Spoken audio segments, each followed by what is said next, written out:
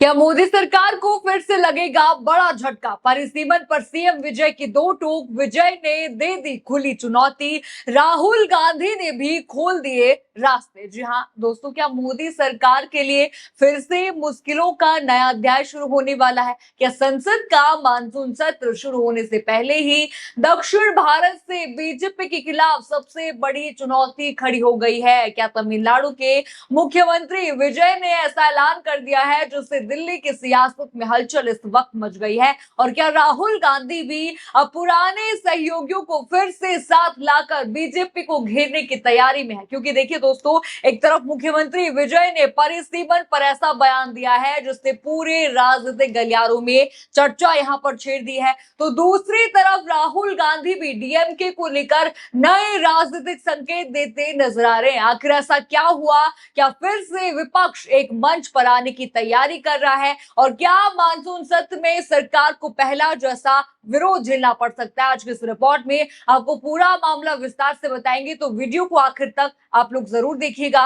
नमस्कार, मैं हूं राधा राणा और आप देख रहे हैं पीआरबी। दोस्तों, संसद के मानसून सत्र से पहले परिसीमन को लेकर देश की राजनीति एक बार फिर से गर्म होती दिखाई दे रही है। तमिलनाडु के मुख्यमंत्री थलपति विजय ने इस मुद्दे पर अपना रुख साफ कर दिया है। जरा ये बड़ी हेडलाइन आप इस वक्त की देखिए। तमिलनाडु नहीं स्वीकार करेगा परिसीमन, सीएम विजय ने संसद के मॉनसून सत्र से पहले ही साफ किया स्टैंड। आपने हेडलाइन यहां पर देखा, यानी मानसून सत्र शुरू होने से पहले ही तमिलनाडु सरकार ने स्पष्ट कर दिया है कि वो परिसीमन के प्रस्ताव का विरोध करेगी, नहीं आने देगी उसको। अब जरा उनका वीडियो आप पहले सुन लीजिए। உங்ககிட்ட யாராவது லஞ்சம் ஏதாவது கேட்டாங்கன்னா கொடுக்க முடியாது சொல்லுங்க, நான் இருக்கேன் உங்களோட. அப்படியே யாராவது ஃபோர்ஸ் பண்ணாங்கன்னா இது எங்க மகன், எங்க புள்ள, எங்க அண்ணன், எங்க தம்பி, எங்க விஜய், எங்க விஜயோட ஆட்சின்னு ஸ்ட்ராங்கா சொல்லுங்க. மக்களே, நீங்க கூட இருக்க। आपने उनका वीडियो यहाँ पर देखा। वीडियो में तमिलनाडु के मुख्यमंत्री विजय कहते नजर आ रहे हैं कि हम कभी भी परिसीमन नहीं होने देंगे, तमिलनाडु इसकी अनुमति नहीं देगा। वीडियो आपने यहाँ पर देख लिया, यानी कि मुख्यमंत्री विजय ने साफ शब्दों में कहा कि तमिलनाडु परिसीमन को स्वीकार नहीं करेगा और राज्य के हितों की रक्षा के लिए हर संभव कदम यहाँ पर उठाएगा। मुख्यमंत्री विजय का ये कहना है कि अभी परिसीमन से जुड़े नियम और शर्तें पूरी तरह से सामने नहीं है, कुछ भी साफ नहीं है, लेकिन तमिलनाडु इस प्रस्ताव का विरोध करेगा। यानी मानसून सत्र से पहले ही उन्होंने केंद्र सरकार के संभावित कदम पर अपना रुख स्पष्ट कर दिया और इसी बात से बीजेपी को बड़ा झटका यहाँ पर विजय ने दे दिया है। अब जरा आपको पुराना घटनाक्रम भी याद दिला देते हैं। आपको याद होगा आपको ये बात, पहले कैसे बीजेपी हार गई थी। 17 अप्रैल को लोकसभा में संविधान 131वां संशोधन विधेयक 2026 पारित नहीं हो पाया था। इसके बाद केंद्र सरकार ने इससे जुड़े परिसीमन विधेयक 2026 और केंद्र शासित प्रदेश कानून संशोधन विधेयक वापस ले लिए थे। उस समय कांग्रेस, डीएमके, टीएमसी, वामपंथी दलों, ऐसे कई वहां पर विपक्षी दल जो है परिसीमन के विरोध में एकजुट वहां पर नजर आए थे। वहां पर भाजपा हार गई थी, वो परिसीमन बिल नहीं ला पाए थे उस बार भी, देखा आपने। यानी उस समय ये विधेयक पास नहीं हो सका था और इसे केंद्र सरकार के लिए बड़ा राजनीतिक झटका उस समय माना गया था। देखिए, विजय ने तो यहाँ पर झटका दे दिया है। अब देखिए, एक और झटका लगा है बीजेपी को, और देखिए नाम है राहुल गांधी। जी हाँ, राहुल गांधी ने बड़ा झटका यहाँ पर भाजपा को दिया है। बताती हूं मैं कैसे दिया है, जरा ये बड़ी हेडलाइन आप देखिए। राहुल गांधी फिर से डाल रही डीएमके पर डोरे, मानसून सत्र का कनेक्शन समझिए। हेडलाइन आपने देखा, जरा रिपोर्ट देखिए, रिपोर्ट पर भी आप नजर डालिए। लिखा है कि रिपोर्ट के मुताबिक हाल ही में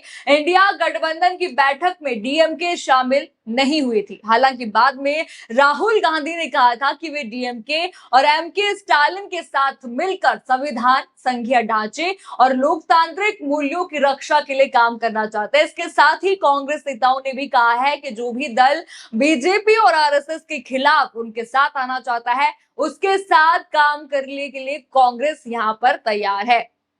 यानी रिपोर्ट आप देख चुके हैं, यानी कांग्रेस ने डीएमके के लिए अपने दरवाजे खुले रखने का संकेत दिया है। देखिए, एसआईआर मुद्दा आपको याद होगा, डीएमके ने भी साइन उस पर किए थे, यानी कि देखिए कुछ तो है यहाँ पर, कुछ हो सकता है बड़ा यहाँ पर। अब जरा आंकड़ा भी आप देखिए, नजर डालिए इस आंकड़े पर। डीएमके के पास फिलहाल हैं 3 सांसद, इनमें 22 लोकसभा में हैं, 8 राज्यसभा के सदस्य हैं, यानी संसद में डीएमके का संख्या बल काफी महत्वपूर्ण माना जाता है, काफी बड़ा ये जो है संख्या है। ऐसे में राजनीतिक विशेषज्ञों का यहाँ पर मानना है, यदि मानसून सत्र से पहले विपक्षी दल एक बार फिर से साथ आते हैं तो परिसीमन जैसे अहम विधेयकों पर सरकार को पहले की तरह चुनौती मिल सकती है। हालांकि ये पूरी तरह से राजनीतिक समीकरणों और संसद में होने वाली वास्तविक वोटिंग पर निर्भर करेगा। देखिए यहाँ पर इसीलिए सेंध भाजपा लगाने की कोशिश कर रही है, क्योंकि 30 विधायक यहाँ पर कम नहीं होते, ये काफी ज्यादा हैं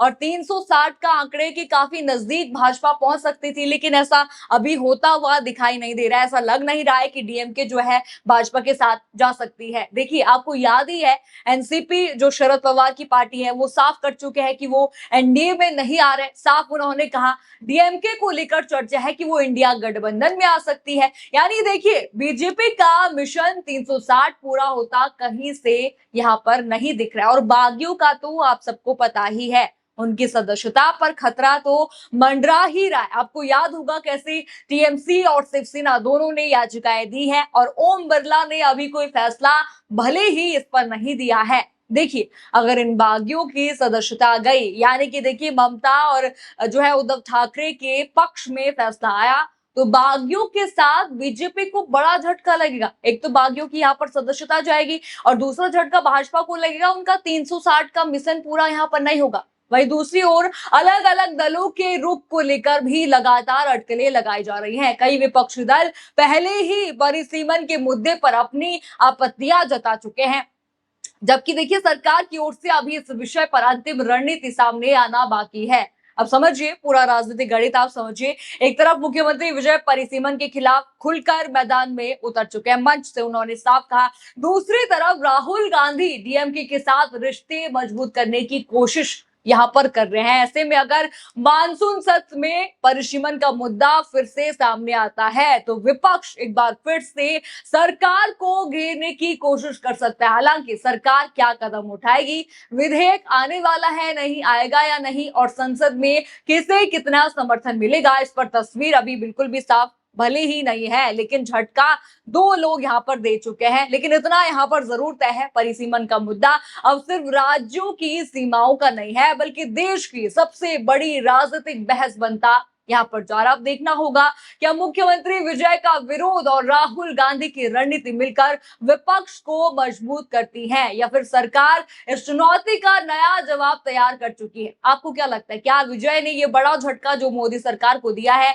उससे कुछ फर्क पड़ने वाला है? आपको जो भी लगता है हमें कमेंट सेक्शन में अपनी राय जरूर बताइए। खबर आपको पसंद आई हो तो वीडियो को लाइक करें, शेयर करें और चैनल को सब्सक्राइब करना बिल्कुल मत भूलिएगा। और बने रहिए पीआरबी के साथ।